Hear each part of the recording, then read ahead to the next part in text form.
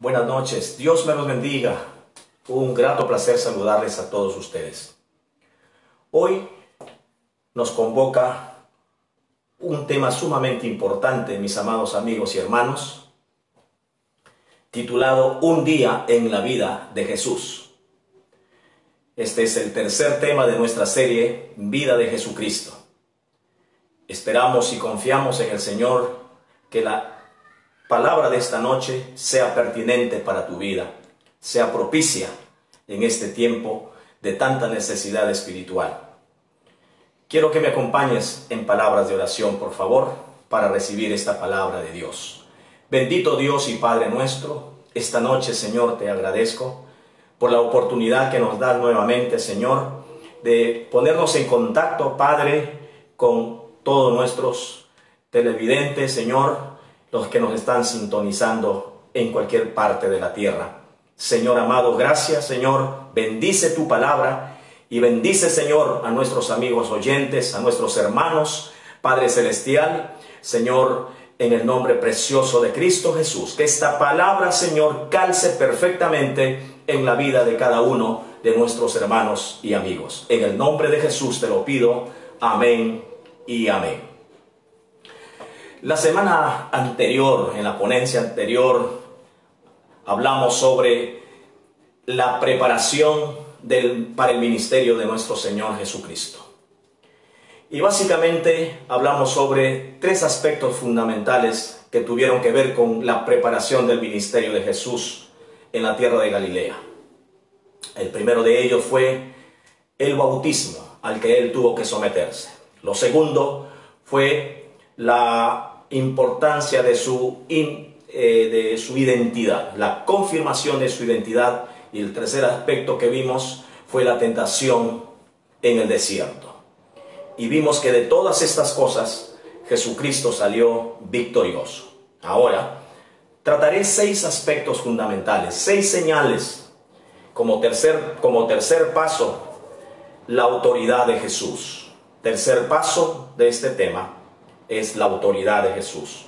Y en estos 6 pasos que vamos a mencionar en esta oportunidad, vamos a ver la importancia justamente del hombre llamado Jesús, su autoridad en cada aspecto, en cada momento, en cada paso de su vida, en cada hora, en cada día y en cada semana y durante todo el tiempo que él estuvo con sus discípulos y que estuvo aquí en la tierra con nosotros. El Evangelio de Marcos nos introduce a la agenda de Jesús. Hoy día básicamente vamos a ver los sucesos de un día de Jesús. Nos estamos metiendo en ese día de Jesús. De muchos días que él estuvo en la tierra, vamos a ver tan solamente uno. ¿Cómo era la agenda de Jesús? ¿Cómo comenzaba su día? En el estudio entonces de hoy abordaremos estos temas. En primer lugar, vamos a ver la primera señal de su autoridad. Y la primera señal está en relación al llamado de sus discípulos. Es un llamado con autoridad. Es un llamado con autoridad. Marcos 1:16 en adelante dice: andando junto al mar de Galilea, vio a Simón y vio a Andrés su hermano, que echaban la red en el mar, porque eran pescadores. Y les dijo: venid en pos de mí, y haré que seáis pescadores de hombres. Y dejando luego sus redes, le siguieron. Pasando de allí un poco más adelante, vio a Jacobo, hijo de Zebedeo, y a Juan su hermano, también ellos en la barca, que remendaban las redes. Y luego los llamó, y dejando a su padre Zebedeo en la barca, con los jornaleros, dice que le siguieron. Bendita palabra de Dios. La historia comienza, la historia de ese día que quiero relatarles en esta noche, comienza precisamente en una mañana muy soleada en la región de Galilea, en la que Jesús se hallaba caminando junto al lago de Galilea. A continuación Jesús visitó a media mañana, la sinagoga de Capernaum. Y en la sinagoga de Capernaum, que era día de Shabbat, día sábado, día de descanso de los judíos, el Señor asistía a la sinagoga. Se daba el tiempo para ir, para predicar, para enseñar la palabra de Dios en las sinagogas de los judíos. Al atardecer, pasó algunas horas ese día en la casa de Pedro, que Pedro con Andrés invitaron a Santiago, invitaron a Juan y obviamente a nuestro Señor Jesucristo. Y allí en ese momento van a suceder cosas muy especiales. Pero luego, continuando su agenda, el Señor, después de ya haber estado en una media tarde en casa de Pedro, ahora continuaba el rumbo, la agenda, las actividades del día. Dice la palabra de Dios que venía gente de todos lugares. Y aun cuando ya el día, digamos la noche iba llegando, la gente venía con sus enfermos, venía de toda clase de enfermedades. Pero también venía gente endemoniada, venía gente afligida por Satanás. Y toda esa gente era sanada. Por lo tanto, este relato nos ofrece 24 horas al día. 24 horas cargadas de actividades que el Señor realizaba cada día. Para podernos dar cuenta, después de haber terminado la faena, ya anocheciendo el día, amados hermanos, dice la palabra de Dios que luego muy temprano el Señor iba al monte, iba al desierto para estar en la presencia de Dios Todopoderoso. Y uno se pregunta cómo es que el Señor Jesús hacía todo este tipo de cosas. Qué trajín, qué trabajo, qué responsabilidad. Pero durante todo este día Jesús, todo lo que hacía, lo hacía con vehemencia, lo hacía con entrega, con disposición, lo hacía con ternura, lo hacía con pasión, lo hacía con misericordia. No se quejó en ningún momento, ni en ninguna de estas horas. Fíjese que no tenía ni tiempo para comer. El Señor se entregó por completo. Y cuando en algún momento, en esa mañana, cuando de pronto, ni aún orando en las altas horas de la madrugada, la gente estaba atenta, Andrés fue al sitio donde oraba Jesús y le dije: Señor, todos te buscan. Es decir, ya la gente lo estaba esperando. Y el Señor le dijo: vamos a las ciudades vecinas, vamos a predicar también el Evangelio, porque para esto he venido, para predicarles el Evangelio, el reino del Señor. Entonces, hay un aspecto que a Marcos, el evangelista, le resulta difícil entender: cómo era posible que un siervo tuviese autoridad. A él le resultaba esto difícil. Algunos historiadores, conocedores de del origen de Marcos, mencionan que Marcos era ese joven intrépido, ese joven que descendía de una familia rica. Él era un gobernante, miembro de una familia de autoridad. Él conocía muy bien la práctica de lo que es un linaje de gobierno. Él conocía la terminología que se usaba dentro del gobierno. Él sabía que hablar de gobierno es hablar de autoridad, es hablar de dominio, es hablar de señorío. Él sabía toda esta terminología. Para él, al ver a Jesús, por eso es que su evangelio, a Jesús lo ve él como el siervo sirviente, como el siervo que sirve, pero que sirve en autoridad. El siervo que gobierna. Entonces, cuando él ve a Jesús, ve al siervo sirviendo, pero con autoridad, le es difícil comprender lo que está él viendo, lo que está observando. Pero al final, esa experiencia que él está viviendo al lado del Maestro, al lado de Jesús, va a ir perforando y va a ir calando en su corazón, va a ir colocando cada enseñanza que Jesús predicaba y cada acto de los que hacía en favor de las multitudes, va a ir transformando finalmente el corazón de Marcos. Y eso es interesante entender. En primer lugar, dice que los discípulos fueron llamados a un discipulado continuo. Eran discípulos. Esos discípulos eran discípulos de Juan también. Habían estado sirviendo a Juan. Pero con el paso del tiempo, Juan fue encarcelado. Esos discípulos empezaron también a seguirlo a Jesús. Así que esta no es la primera vez que el Señor Jesús los ve a sus discípulos. Ya probablemente han tenido varias reuniones con Él, etc. Pero llegó el momento, lo que se quiere señalar aquí en esta porción es señalar el momento de su llamamiento.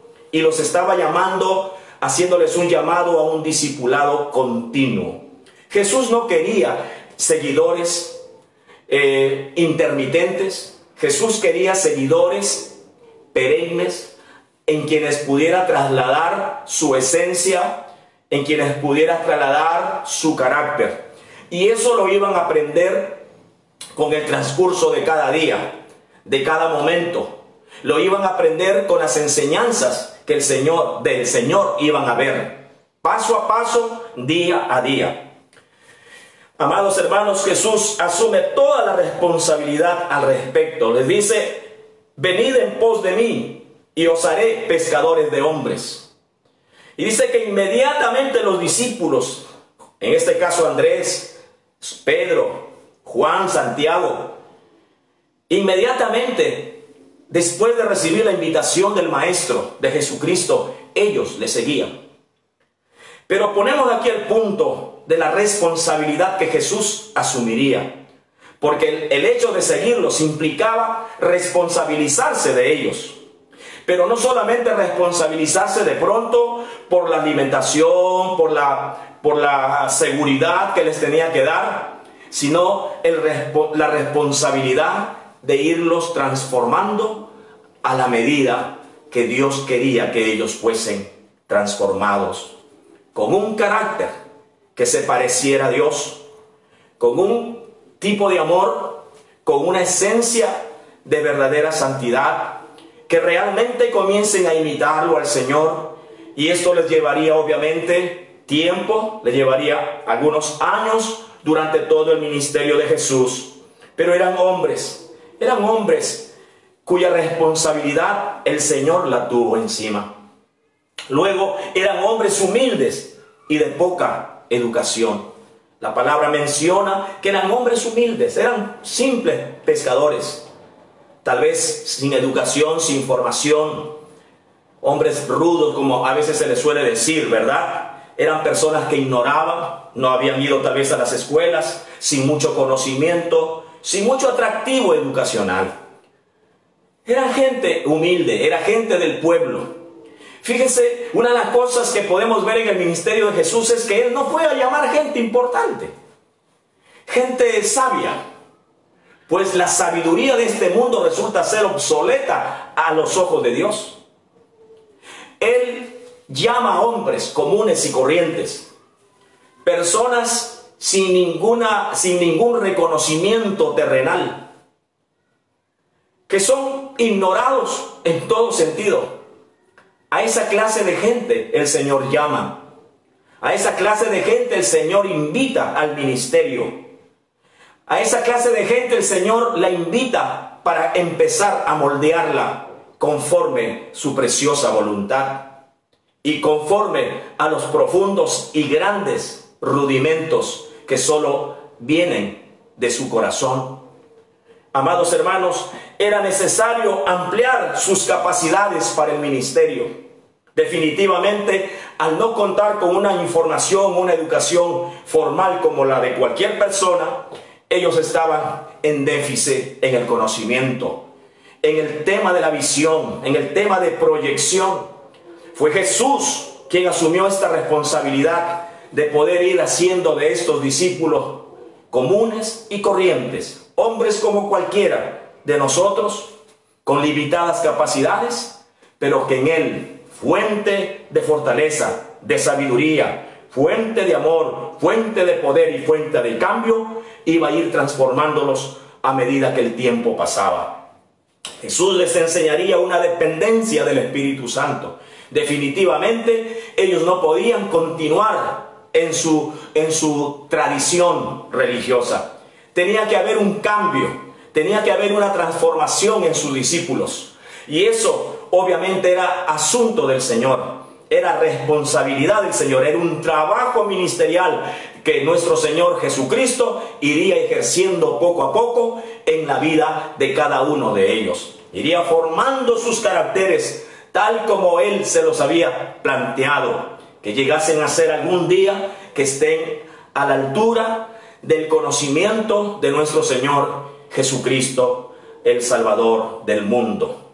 Fíjense, qué interesante esta primera señal de su autoridad, aquella de su llamamiento a sus discípulos, pero con esa autoridad que nadie podía resistir, que nadie podía decirle no, porque dicho sea de paso también, obviamente, seguir a un rabino, a un maestro, era un honor, era un altísimo privilegio, y mucho más de este último rabino, que todo el mundo se enteró y comenzó a conocerlo y saber que traía una doctrina totalmente diferente, porque ellos mismos son los que dan testimonio mañana más tarde, y verlo actuar a Jesús, a este nuevo predicador, con la autoridad que tenía, no era para despreciar esta invitación que Jesús les hacía.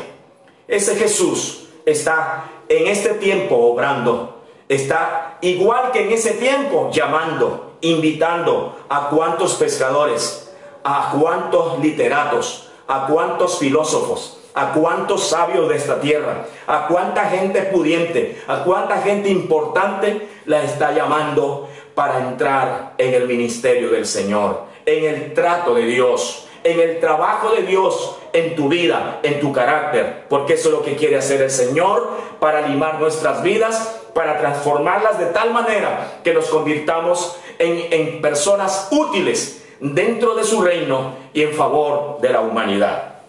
La segunda señal de su autoridad la encontramos en relación a la impresión de la multitud. Impresión de la multitud respecto a sus enseñanzas.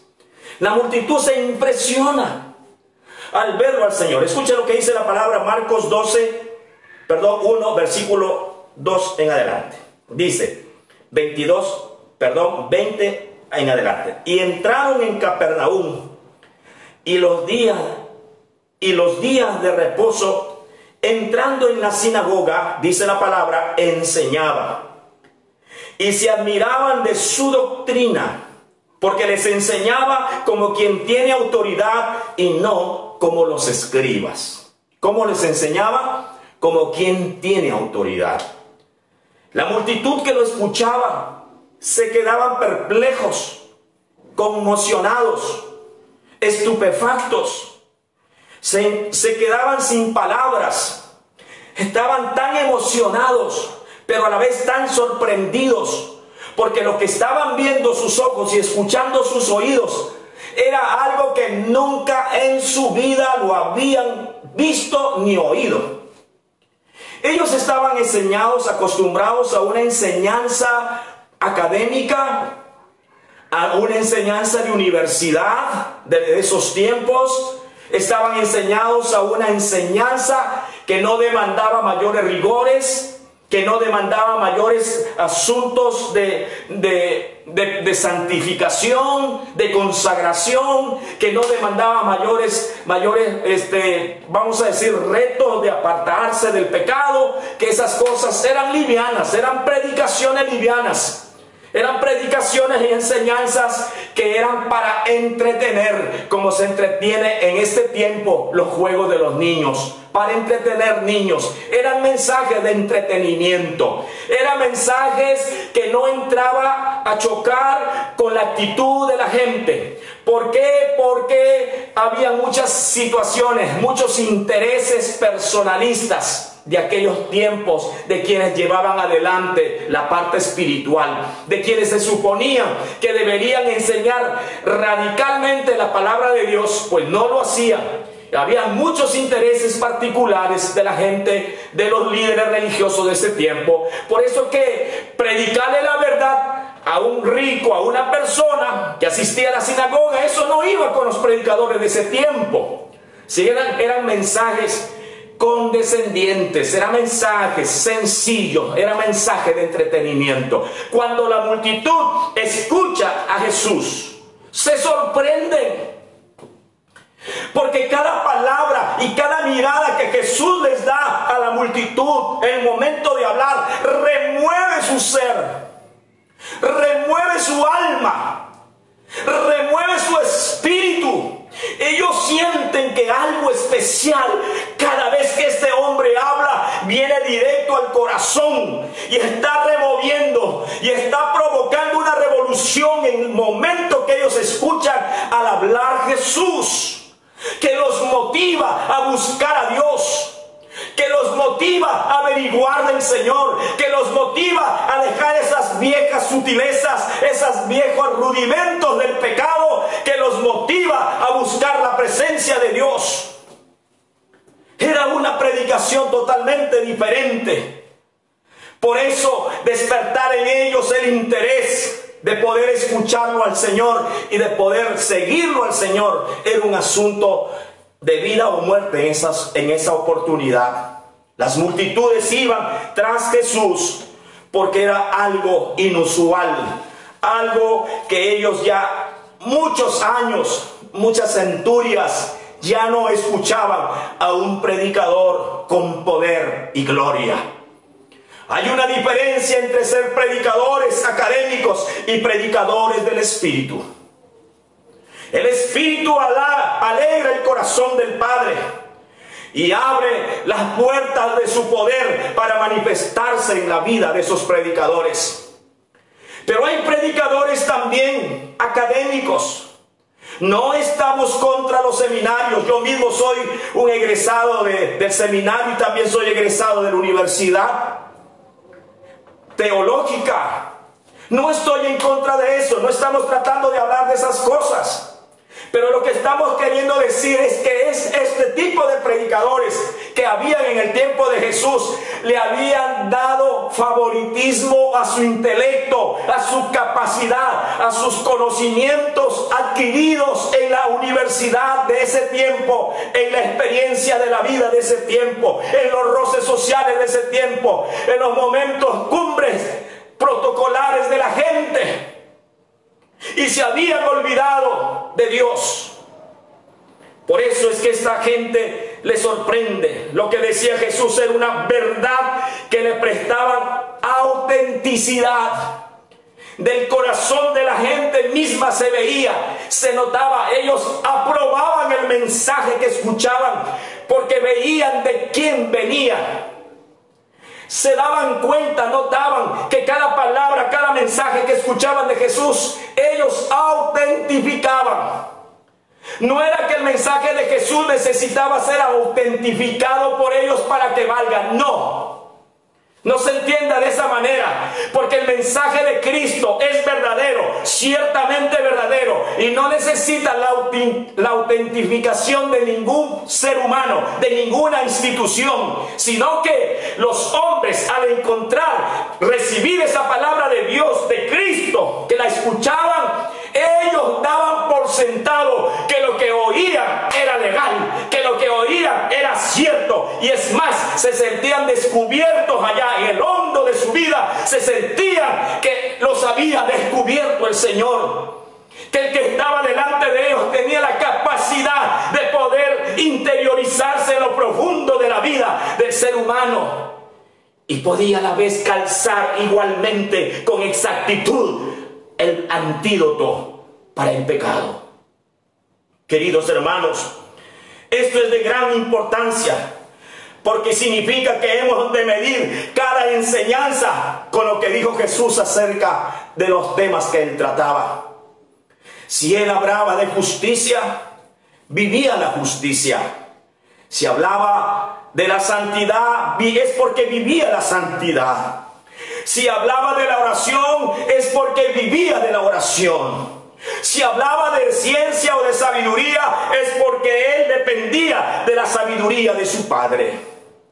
Si hablaba con la capacidad que lo demostró siempre, es porque él había recibido de su Padre el Señor. La verdad es lo que encontramos en las enseñanzas de Jesús. La multitud, su auditorio, encontraba la verdad de lo que él decía. Esa verdad ha trascendido a través de las generaciones, porque la verdad que es Jesús jamás pasará de moda. La verdad que es Jesús seguirá iluminando, seguirá ayudando a los hombres de esta vida. A esta generación le ha tocado el privilegio de escuchar este mensaje de vida, este mensaje que puede realmente salvarle, que puede mostrarle al hombre el camino que lo lleva a la vida eterna.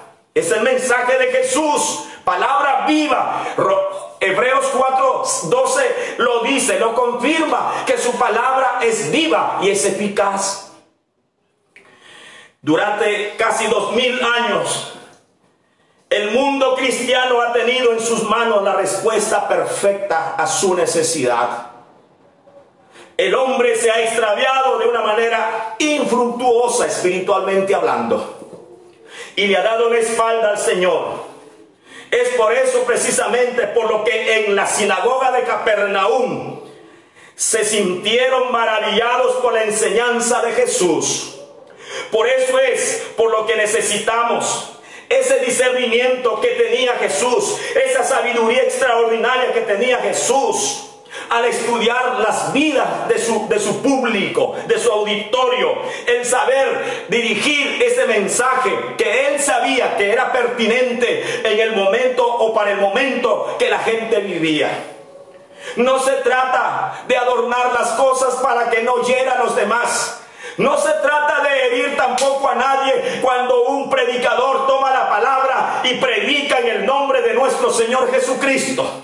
Se trata de ayudarle a abrir los ojos a la verdad. Se trata de ayudarle a abrir los ojos para que vea el mal momento en el que vive o el lugar en el que está, para que sea sacado, para que sea salvo, para que sea ayudado de esa circunstancia en la que atraviesa el ser humano. La palabra de Dios no se predica para hacer daño a nadie, se predica para ayudar. La tercera señal de su autoridad la encontramos en relación al sometimiento de los demonios. Escuche lo que dice la palabra de Dios. Bendito sea el nombre del Señor. Marcos 1:23. Pero había en la sinagoga de ellos un hombre con espíritu inmundo, que dio voces diciendo: ¡Ah! ¿Qué tienes con nosotros, Jesús Nazareno? ¿Has venido para destruirnos? Sé quién eres, el Santo de Dios. Pero Jesús le reprendió, diciendo: cállate y sal de él. Y el espíritu inmundo, sacudiéndole con violencia y clamando a gran voz, salió de él. Y todos, escuche, y todos se asombraron de tal manera que discutían entre sí diciendo: ¿qué es esto? ¿Qué nueva doctrina es esta que con autoridad manda a los espíritus inmundos y le obedecen? Y muy pronto se difundió su fama por toda la provincia alrededor de Galilea. Pero él, el Señor, los mandaba a callar. Yo quiero que aquí pongamos atención la enseñanza preciosa que tenemos. Primero, Marcos nos lo resume todo en la respuesta de las personas que se hallaban allí en ese momento en la sinagoga y que estaban sorprendidas, estaban maravilladas, y ellos dijeron: aún los espíritus inmundos le temen, los manda y le obedecen. Bueno, creo que en la concepción de ellos en ese momento estaba un poco clara, en el sentido de que el mensaje de Dios, de Jesucristo, en ese instante era pertinente con la gente. Pero ahora el Señor los lleva a otra dimensión. El Señor les va a mostrar a la multitud que Él tiene autoridad, que Él tiene poder sobre los demonios. Los demonios no se sometían a nadie. Por más rezos, por más oraciones, por más Padre Nuestros que pudieran haber hecho algunos hombres de esa época, por más oraciones que hayan hecho los sacerdotes de ese tiempo, no había nadie que pudiera echar un demonio, mis amigos. Porque los demonios no salen por el conocimiento académico que uno pueda tener, o por la experiencia pastoral o de liderazgo que uno pueda tener en la vida o en la institución o en la iglesia XX. El demonio va a obedecer a Jesucristo. El demonio le va a temer a Jesucristo y su autoridad. A sus siervos que le sirven le van a temer. Van a huir. No se pueden detener. No pueden quedarse donde ellos quieren. Donde llega el poder de Dios. Donde está Jesucristo. Donde está la autoridad del Señor. Ellos no se pueden detener. Tienen que huir. Tienen que huir. Tienen que escapar. Pero aquí hay algo tremendo. Cuando los demonios le contestaban al Señor porque le conocían y decían: ¿por qué has venido? ¿Qué te hemos hecho nosotros? ¿Por qué vienes en este momento a atormentarnos? El Señor les daba orden que callasen y salieran. En otras palabras, el Señor no quería aplausos. No quería reconocimiento de la gente. El Señor en lo mínimo evitó que su nombre se hiciera grande. Él no buscó la fama. Él no buscó la gloria del hombre. Él en ningún momento buscó el reconocimiento institucional de la época. En ningún momento buscaba la aceptabilidad del cuerpo pastoral de este tiempo. De ninguna manera el Señor buscaba eso. Siempre les dijo a los que lo sanaban: por favor, no se lo cuenten a nadie. Vayan nomás, entreguen la ofrenda, no estén comentando. ¿Por qué? Podemos ver aquí ese punto glorioso que debemos aprender todos los predicadores: la humildad. La sencillez. ¿Por qué? Porque ya desde ese tiempo existían predicadores que hacían alarde de su conocimiento. Y algún acto de benevolencia que hacían, querían que todo el mundo lo reconociese. Pero nuestra época actual tampoco se escapa a esta realidad. ¿Cuántos predicadores hay que tocan fuertemente la campana para que todo el mundo sepa que se sanó un leproso, que alguien oyó, que alguien vio? Jesús tiene poder para sanar.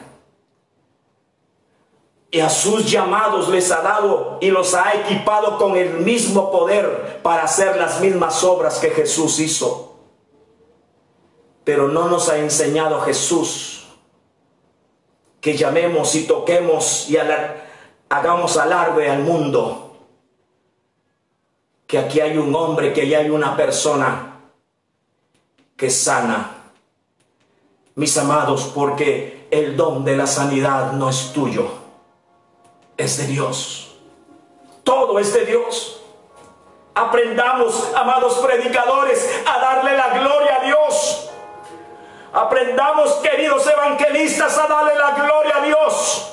Maestros amados, aprendamos a darle la gloria a Dios. La gloria se la debe el Señor. Él es digno de suprema adoración, de supremo reconocimiento. No hay un hombre, aunque fuésemos sus instrumentos, que debe aceptar siquiera un poquito de su gloria. No, porque toda la gloria, toda la honra debe ser siempre para nuestro Señor. Si alguien se curó, gracias a Él. Si alguien fue resucitado, gracias a Él. Si alguien le fue provisto, gracias a Él. Si alguien fue vestido, gracias a Él. Si alguien se levantó de la mazmorra, de la pobreza, de la desgracia, gracias a Él. Si alguien se ve triunfante y victorioso en esta vida, gracias a Él. La gloria sea su nombre. No es para nosotros los hombres. Nosotros tenemos que aprender a agachar la cabeza, a cerrar los ojos y a taparse los oídos cuando en la derecha se escucha que tú estás siendo avivado, que están hablando bien de ti. Ciérrate los oídos, porque ¿sabes qué? Eso es peligroso. Te puede comenzar a elevar, a incrementar tu ego y aceptar cualquier alabanza que venga para ti. No te olvides que la alabanza y la gloria es para el Todopoderoso. La cuarta señal de su autoridad la encontramos entonces en relación también con su compasión y su poder sanador. Alabado sea el nombre. Marcos 1:29 dice: al salir de la sinagoga vinieron a casa de Simón y Andrés, con Jacobo y Juan. Y la suegra de Simón, es decir, de Pedro, estaba acostada con fiebre. Y enseguida le hablaron de ella. Entonces él se acercó y la tomó de la mano y la levantó. E inmediatamente le dejó la fiebre y ella les servía. Bendito sea el nombre del Señor. Bendito sea el nombre de Dios. Hermanos, eran las primeras horas de la tarde y Marcos enfatiza la compasión que movió a Jesús. Jesús fue a la casa de Pedro ya en horas de la tarde de ese día, con los discípulos mencionados. ¿Sabe qué? Al llegar a casa de Pedro, encuentra a la madre de esa casa, es decir, a la suegra de Pedro, que estaba enferma. ¿Qué es lo que se muestra aquí? Compasión. Pero la compasión es un fruto del amor. Dios es movido a compasión. Dios es movido a misericordia. Ese es uno de sus atributos que a Él lo caracterizan, mis amados. Al ver a esta mujer que estaba en su lecho, fue y la tocó y ella sanó. Dios sabe que una persona enferma no es muy provechosa, no realiza sus sueños. Por eso es que Él viene para tocarle, para levantarle. Dios sigue haciendo lo mismo con nosotros en este tiempo. Dios mostró en ese día su compasión, su amor, pero también su poder para sanar. Jesucristo tiene poder para sanar. Y por eso es que Él lo hizo. No para que lo mirasen, ni para que lo aprobasen como el futuro rey de Israel. No. Sino porque Él tenía una profunda compasión. Dios llora demasiado cuando ve a sus criaturas sufrir, llorar, lamentarse, padecer. Dios no puede soportar esa realidad del ser humano, porque somos sus hijos, somos su creación. Y Él interviene para ayudarnos. Así que esa tarde, en casa de Pedro, Jesús mostró su compasión. La quinta señal de su autoridad la encontramos en relación a su humildad. Marcos 1:32 dice, escuche, cuando llegó la noche, luego que el sol se puso, ya tarde, le trajeron todos los que tenían enfermedades y a los endemoniados, y toda la ciudad se agolpó a la puerta, y sanó a muchos que estaban enfermos de diversas enfermedades, y echó fuera muchos demonios, y no dejaba hablar a los demonios porque le conocía. Gloria sea el nombre del Señor. Estamos culminando un día de Jesús, en la vida de Jesús. ¿Cómo era su agenda? ¿Desde qué horas se levantaba? ¿Cuáles eran las actividades durante el día? La mañana, el mediodía, la tarde, al anochecer, al amanecer. ¿Cómo era un día en la vida de Jesús? Y tal vez allí surja una pregunta en esta ocasión. ¿Cómo es tu día en tu vida? ¿Cuál es la agenda de un día en tu vida? ¿Qué haces? ¿Cuál es el contenido de tu día? En la de Jesús encontramos todo un manual de enseñanza, toda una cátedra de muchas transferencias del conocimiento, de la vida ética, de la vida moral, de la vida santa. ¿Cuál es tu día? ¿Cómo es tu día? ¿Te has hecho esa pregunta, mi amigo? Mi hermano, ¿se ha hecho usted esa pregunta? ¿Cómo la pasa usted en el día? ¿Sirviendo o siendo servido? ¿Amando o buscando amor? ¿Perdonando o buscando que lo perdonen? ¿Trabajando o pasándose el tiempo infructuosamente? ¿Cómo pasa usted su día? Predicadores, ¿cómo pasamos nuestros días? ¿Cuál es el contenido de nuestro día?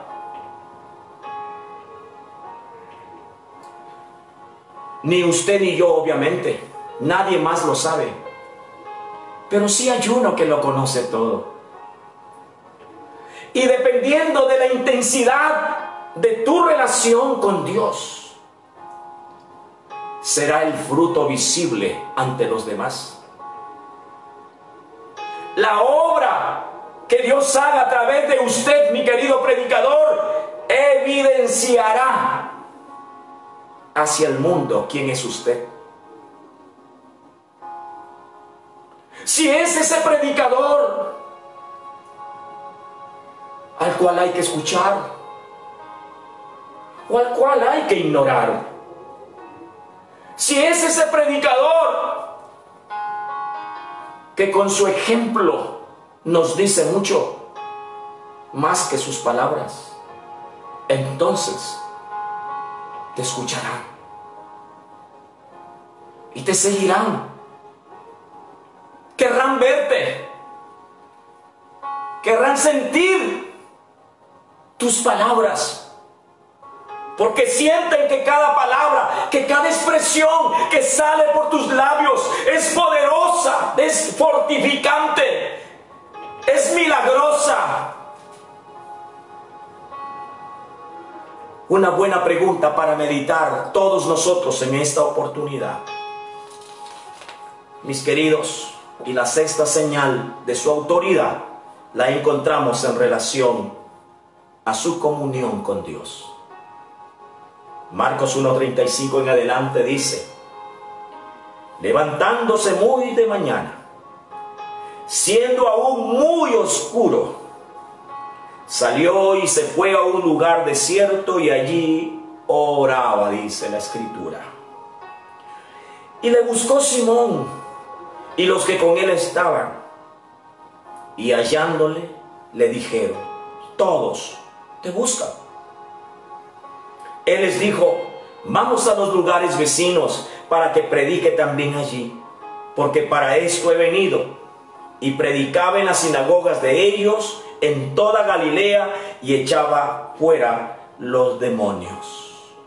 Mis amigos, Cristo ha venido a libertar. Cristo ha venido a liberar. Cristo ha venido a predicar el reino de los cielos.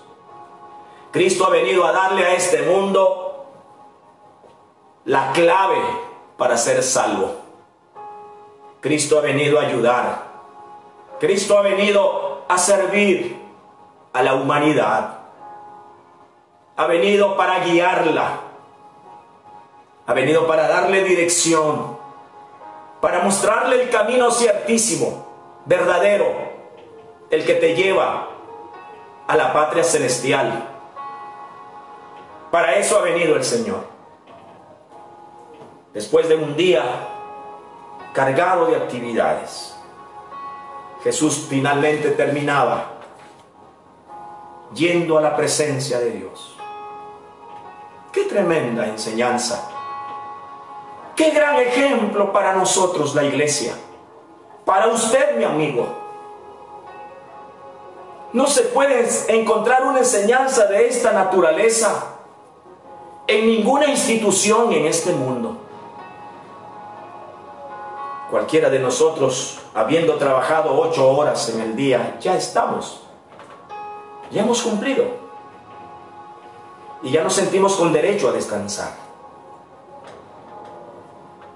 Pero en la agenda de Jesús, en el día de Jesús, no existía eso. Él había venido a servir las 24 horas del día, los 7 días a la semana y los 365 días al año. ¿No se cansó Jesús? Se cansó. Pero él había aprendido a descansar en el Señor, en el Espíritu. Cada día se enfrentaría a situaciones diferentes. Necesitaba la luz de Dios, el poder de Dios, la sabiduría de Dios, la ciencia de Dios. Necesitaba recibir el mensaje de Dios, porque recordarán, él dijo siempre: yo no he venido a hablarles de mí a ustedes. Las palabras que yo les digo a ustedes no son mías, las he recibido de mi Padre. Esto es, toda enseñanza que yo les doy a ustedes viene de mi Padre, que yo las asimilé, que yo las viví, que yo las hice propias. Por eso es que hoy se las puedo decir, se las puedo enseñar. Queridos amigos y hermanos, no edifiquemos nuestro conocimiento de Dios en términos académicos o simplemente bíblicos, como una simple lectura, como un simple estudio, como una simple academia. Hagamos que la palabra de Dios sea vivificante, fortaleciente, allá en el secreto de Dios, allá en la presencia de Dios, allá en la intimidad con el Señor. Uno dice: pero Jesús no tenía necesidad. ¿Qué necesidad había que el maestro vaya a orar, se pase hasta altas horas de la noche? Había noches que se pasaba todas las vigilias. Y uno dice: ¿qué necesidad había? Si Él era Dios, era el Hijo de Dios, era Dios mismo. ¿Qué necesidad? Déjame decirte, mi hermano, que todo lo que Él hizo, lo hizo como hombre que era, como ser humano, santo de Dios. La Escritura dice que Él fue tentado en todas las tentaciones que un hombre es tentado en esta vida, pero sin pecado. Quiere decir que no se dio a ninguna de las tentaciones que el demonio le presentó.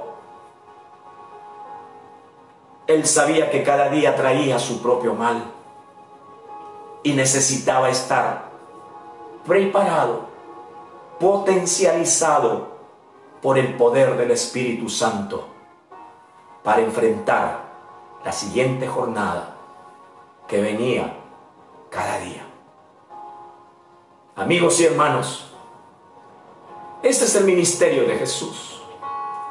Estamos recién en el tercer paso que nos habla acerca de un día en la vida de Jesús, de lo que nos toca, el tema central de su mensaje, la autoridad.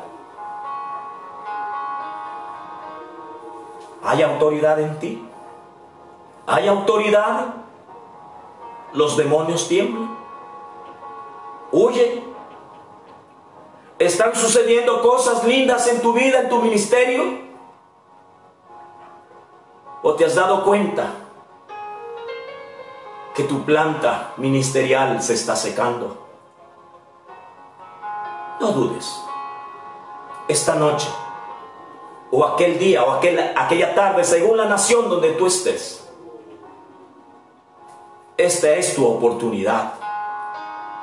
Tienes que dejarlo todo y tienes que rendirte todo a Él.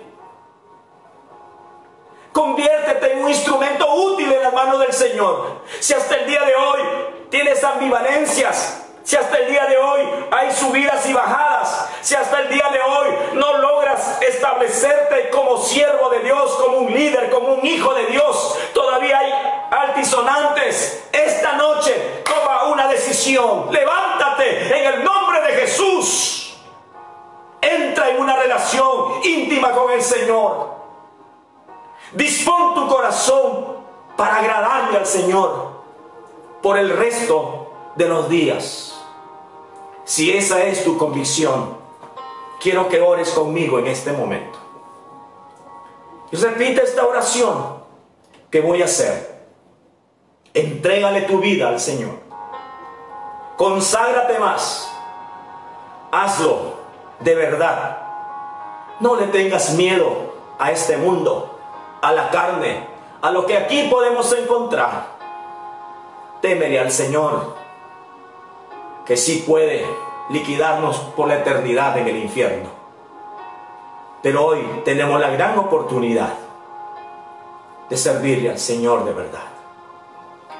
Padre querido, tus palabras nos vivifican, nos levantan, nos ayudan. Tus palabras nos sanan, nos hacen ver, nos hacen entender.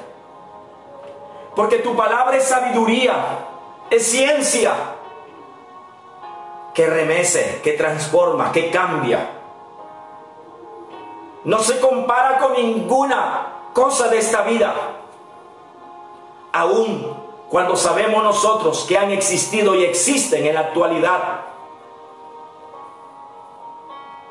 hombres eruditos en el conocimiento terrenal, pero ignorantes, fuertemente ignorantes de las cosas de Dios y de Dios, y que te han dado la espalda 1000 veces. Mas esta noche, Señor, allí hay un hombre, hay una mujer, hay un joven que está recapacitando, que está recibiendo esta palabra. Señor, yo te ruego que tengas misericordia. Haz uso de tu compasión como lo hiciste con miles de personas, Señor, que escuchaban tu palabra, como lo hiciste con la suegra de Pedro.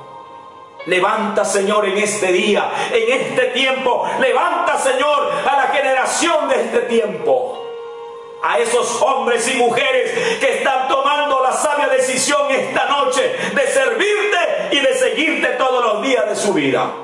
Levántate, Señor Dios. Libera, Señor, a todo endemoniado. Hazlo libre de esta atadura. Rompe las cadenas de opresión. Dios de los cielos, sana las almas, sana las vidas, Señor. Por favor, te lo suplico en esta oportunidad. Señor, gracias, que se cumplan tus palabras.